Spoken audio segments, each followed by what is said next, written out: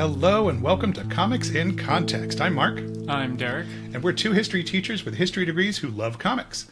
In this show, we aim to take a look at comics, old and modern, and put them in the context of the time in which they were written. We're not looking to apologize for anything in those books, but we realized that as time goes by, people use modern lenses to read older books. Along the way, we may also have the chance to shine a light on some fun references we picked up on. The beauty of studying history is that the more you learn, the less you realize you know. Today we want to look at A Death in the Family, published by DC Comics in 1988, written by Jim Starlin, drawn by Jim Aparo. For those who are looking to follow along, these are Batman 426 through 429. Right, and we decided that we wanted to do the entire arc rather than single issues, because it's a better story when all taken together, right? Yes, Yeah. it is definitely, and grabbing little pieces here and there would be, well, it's just not complete. You want to see the entire picture, especially since it's a 6-part story put into 4 issues, just to be a little extra confusing for us. Exactly. Well, with that, let's put the comic in context.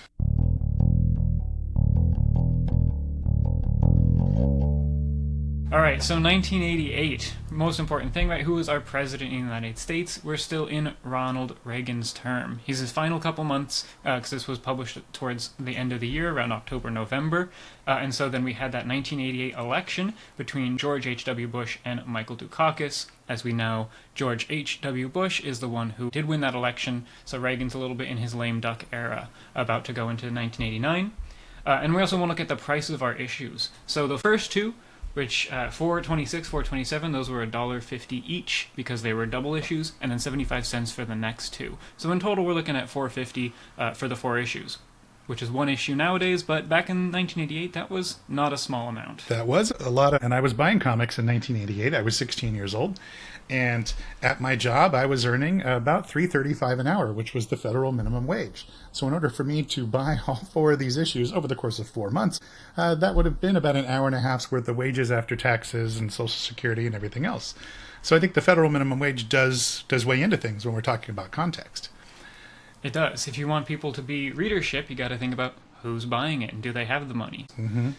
And with comics today, they're all just about $5 an issue now. Mm-hmm. Federal minimum wage is not keeping up with the price of comics, that's for sure. No, it is not. Well, for other contextual historical things, at the time, there was a lot going on in the 80s, of course, but in 1988, we're at the tail end of the Iran-Contra scandalum. Of course, this is not going to be a history lesson podcast per se, but for those not alive in the 80s, the Iran-Contra scandal was a very big thing. You couldn't get away from it on the news and the newspapers, and essentially it led to... or it was the revelation of a story that between 81 and 86, the United States had been selling arms or weapons to Iran. Of course, at the time, Iran was also not friendly with the United States. But we were selling them weapons so that they could fight their war against Iraq. And then potentially even, it came out later, that they were giving those weapons to Hezbollah in Lebanon, who was also fighting a war against our ally Israel. It was all very, very messy. And all of the facts still aren't even out to this day.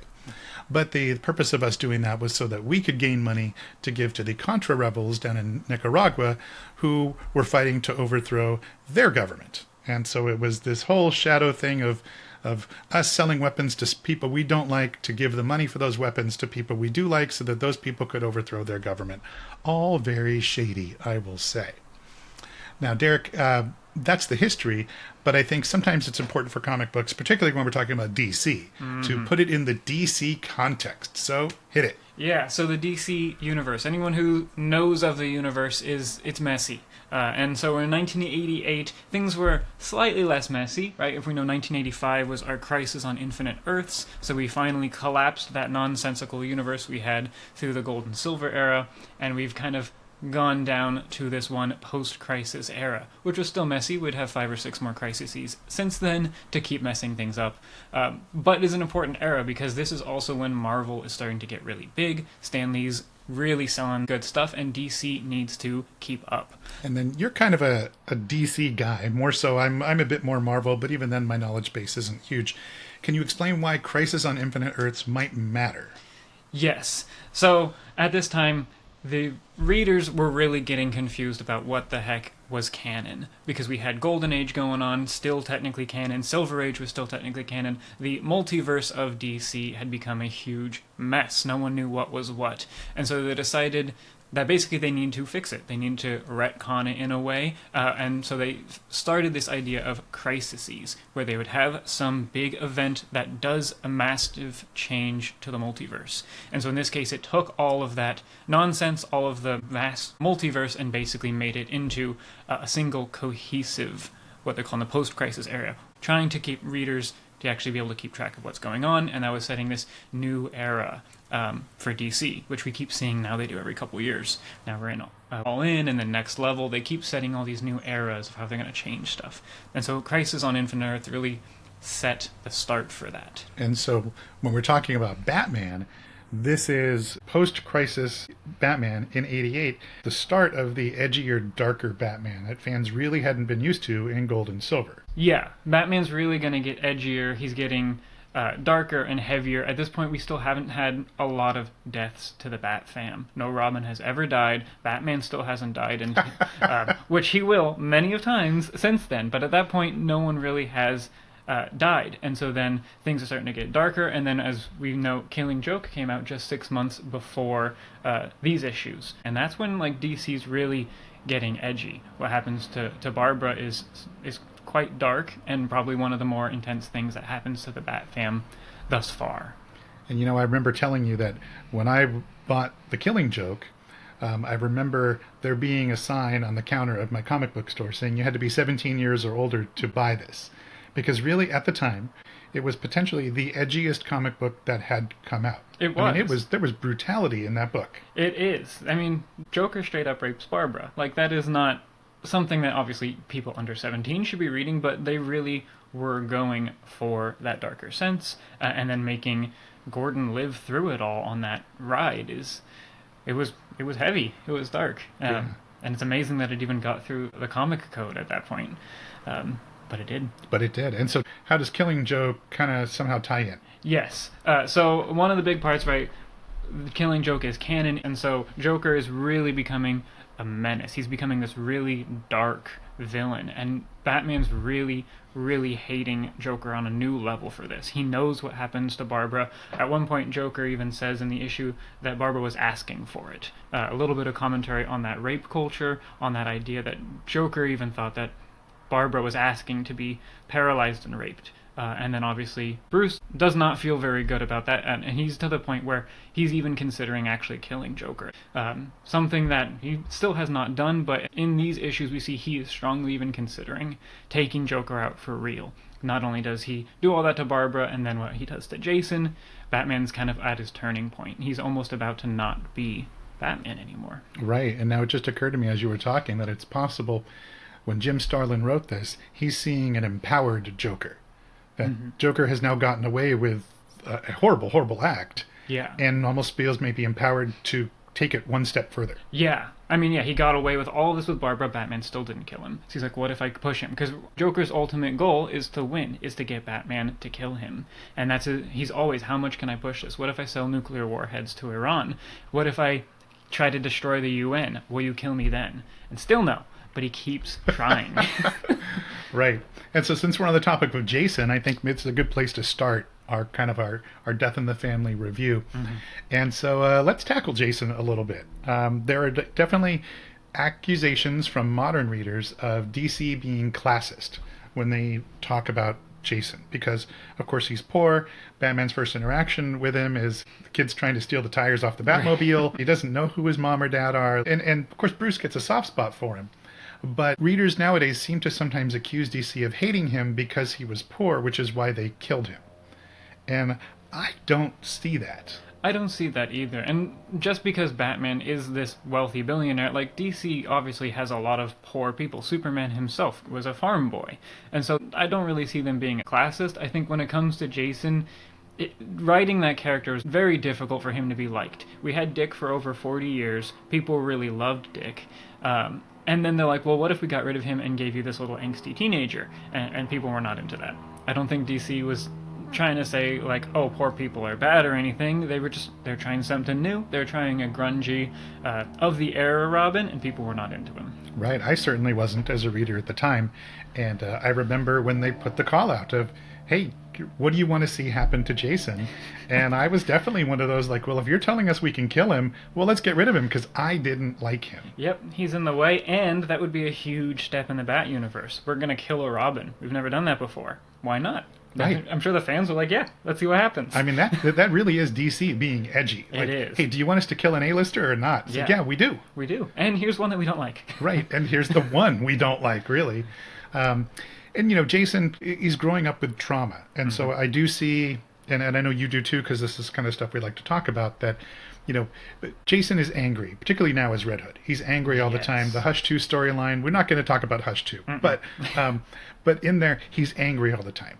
And fans get upset. Like, why can't he get his resolution, and why can't he move on from this, or why can't DC let him move on from this? But he's a kid raised in trauma. And, we're both teachers, and I taught continuation high school for a long time. And when you teach that, a number of those students do carry trauma with them. And the behaviors go along with that. And no amount of being around good, healthy, responsible adults can sometimes cure that unless you go through some level of therapy or you get the help you need. And Jason, I don't ever see through his arc ever got that help. No. And I mean, even just being around good, healthy adults is going to help. Batman is not a good, healthy adult. No. As much as we love Bruce is traumatized. His response is, let's go beat up the criminally insane. Right. He's not a good role model for Jason here. He even admits in these issues, oh, maybe I didn't do such a good job setting Jason up to be Robin. I maybe should have held him back a little bit, which leads to some of the conflict in the issue. But yeah, he doesn't get the supports he needs. Alfred tries to help, but Alfred's still even kind of bound by Bruce's vow. Right. I think it's safe to say that if Bruce had applied to be like big brothers, big sisters, to be big for Jason as his little, he'd probably get turned down. Probably. He's got the money, but he's never home. He's never home. And his response is, are you angry? Let's go beat some people up. Let's go stop crime, sure, but with severe violence. Right.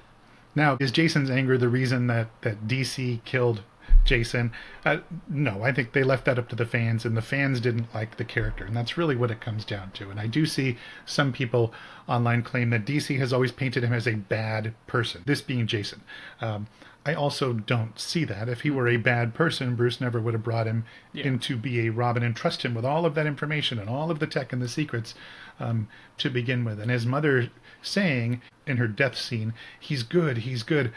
That's not today. What I see is modern readers sometimes saying, see, he is good.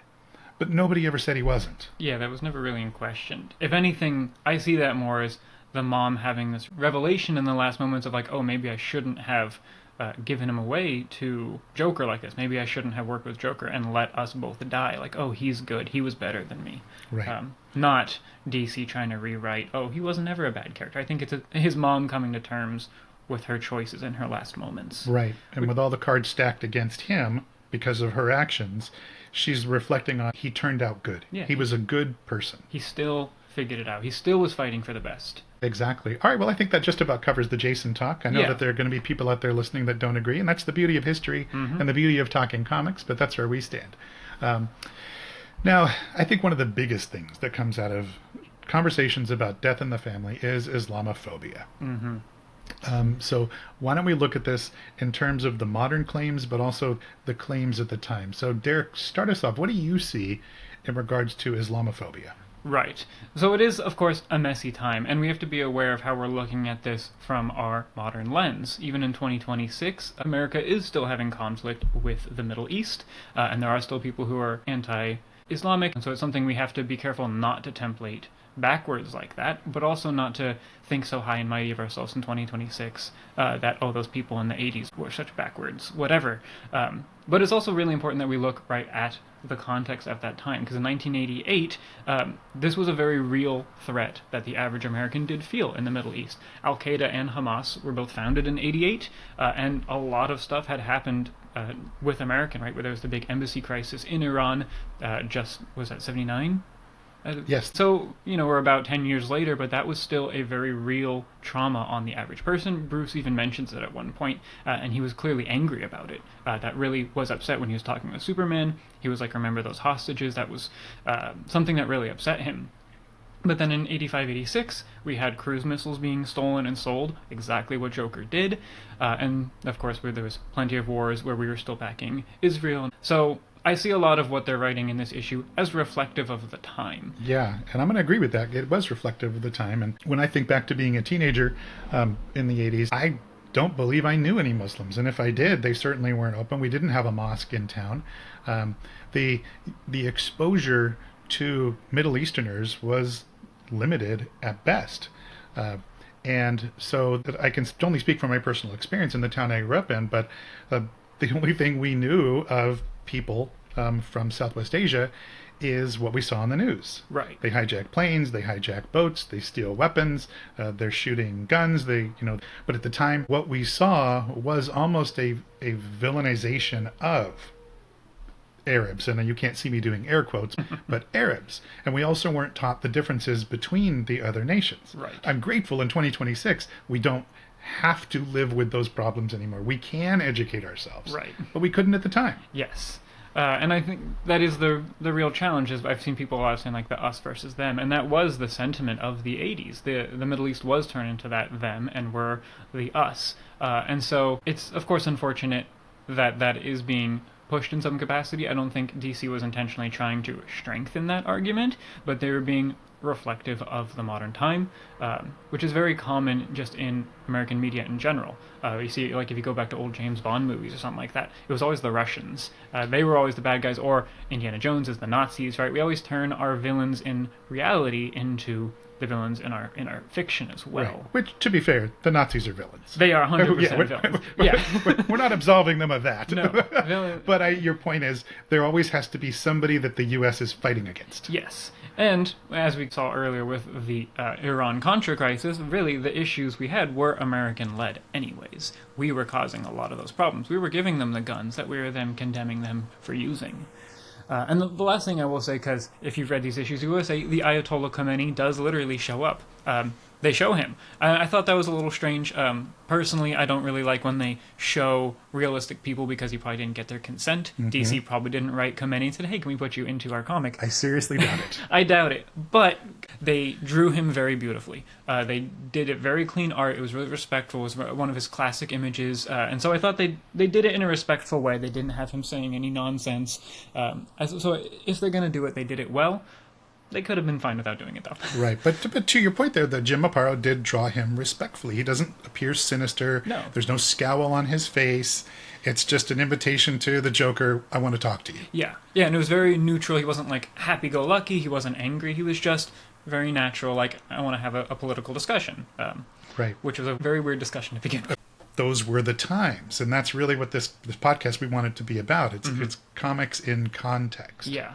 And I think even looking at how we are now in 2026, because often we like to think, right, 50 years ago, 40 years ago, they were uneducated, whatever it was. But, like, our country assassinated the Ayatollah just 5 or 6 months ago. Like, so we're clearly not as far past this as we thought we were. We're still vilifying Iran to the point that we just assassinated their leader. But as a reminder, we're not apologists. Right. We're just putting things in context. Yes. And the context is that we're actually not that far from the 80s in this way, as much as we like to think we are. Right. And when we think about, if the president of the time being Donald Trump, regardless of a person's thoughts on him, he would have grown up in an era when Iran was the bad guy. Yes, very much so. And he was someone who was very pro-Reagan, pro-Reaganomics, that kind of thing, and very much was aware of this media that's saying the Ayatollah has been this bad guy for now the last 40 years. Even if there's been other people that arose, Xi Jinping, Putin, all these other people, the Ayatollah has still been there in the backs of people's mind.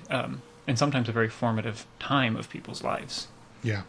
Well, I guess we could talk about the racist comments coming up soon when we get to the Joker. But you found a really interesting quote here by Dar Jahanzeb from 2010. Yeah, so he 2010, yeah. wrote interesting titled book, Holy Islamophobia, Batman, Demonetization of Muslims and Arabs in Mainstream American Comic Books. And so he's talking about A Death and Family, saying, promotes that idea, them versus us, we mentioned earlier, pitting the Arab and Western worlds against each other and diametrically opposed in values. Dar said that Starlin and DC's disregard for cultural, religious, and political accuracy simply points to a crude and racist generalizations of Arabs, Iranians, and Muslims are all the same and hate the West. And I think it's an interesting idea because we do obviously see, especially with the Joker, where he doesn't always know the difference. Like when he wears Arabian clothing to the UN, even though he's the Iranian ambassador, when he calls all of the people Abdul, he's really obviously not aware of the differences. But I think it's... But is it that he's not aware? Right. Or he doesn't care? Exactly. And it's a bold move to then blame Starlin and DC for not being aware of these differences versus the Joker. Because we know the Joker is a total sociopath. He does not care about people. He doesn't learn his henchmen's names to begin with. He regularly kills off his henchmen as necessary. So I don't know if he's necessarily unaware of these differences or if he's kind of flaunting his power, flaunting that he has diplomatic immunity. And he's like, okay, well, now I'm going to go to the UN and wear some very inappropriate dress. I'm going to turn it purple and green and yellow so it looks like my clothing because I'm about to go literally kill the UN. And once again, he's trying to push Batman to killing him. That's always his goal. And so if I can be protected by the Ayatollah, and now I can wear inappropriate garb, I cannot call anyone by the right name, and keep pushing. So I think it's Joker being Joker in a lot of this. Yeah, and it's not as if Starlin doesn't include every time Joker intentionally mispronounces a name,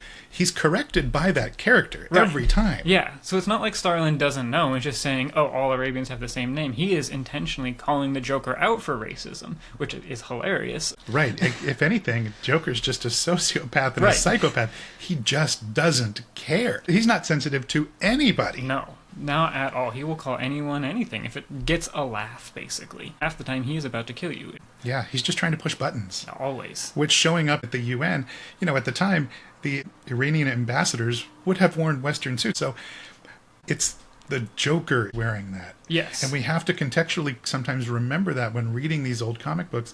Right. And I have seen some quotes where even Starlin has said he's become the scapegoat from DC. As DC got attacked for these issues, they continually threw it back onto him.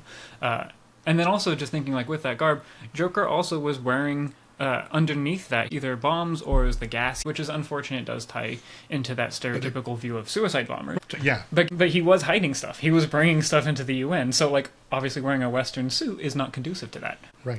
But it's horrible. I mean, I'm not going to sit here and justify the Joker's actions. No, not at all. I think we're just trying to look at the bigger picture of who really is the bad guy here. Is it DC? Is it Starlin? Or is it the Joker? And I got to say, it's the Joker. He's just a bad person. He is a bad person, and in that way I think Starlin actually wrote him well and kept true to the character, especially the 1980s version of the Joker, because we can look back at various times where the Joker's going to turn the sewers into jelly kind of thing, right? This is a seriously dark Joker. I'm not surprised that he then is going to be incredibly racist and go try to gas the UN. Right.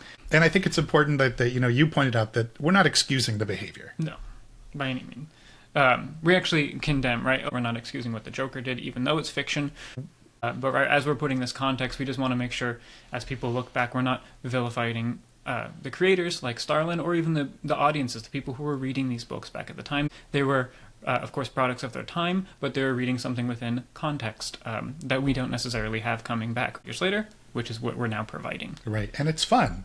And, for anybody out there thinking of maybe getting a degree in history, this is what you do in upper-level division history classes. These are the conversations you have. Yes, it's about contextualizing. It's not about excusing. But maybe let's get some last words on the Joker here. You really latched onto Joker's comments about Iranian leaders being insane. Yes, I thought that was a really interesting take. When he does this big speech at the UN, a lot of people have actually attacked that speech, but I think, in my opinion, I thought Joker was really calling out the West, how we vilify like the Ayatollah, and we vilify all of these leaders in Iran and in the Middle East as being insane, as being these horrible villains.